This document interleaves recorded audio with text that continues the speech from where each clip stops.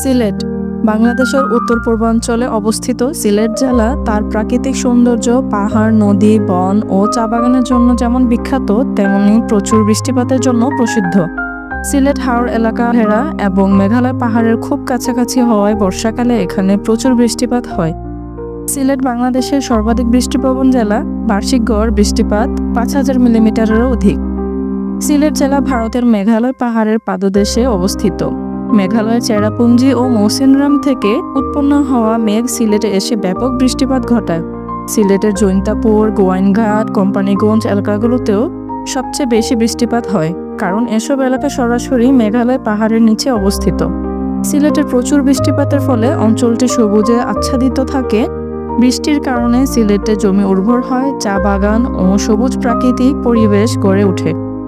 সিলেটের হাওর অঞ্চলগুলোতে বর্ষায় জলাবদ্ধতা ও আকস্মিক বন্যা একটি সাধারণ চিত্র।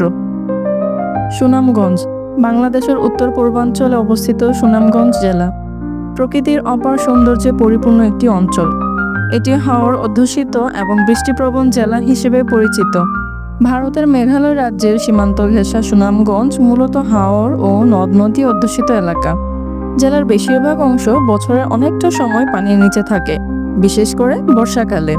বার্ষিক গড় বৃষ্টিপাত প্রায় ৪,৫০০ মিলিমিটার। সুনামগঞ্জ ভারতের মেঘালয় রাজ্যের নিচু পাদদেশে অবস্থিত।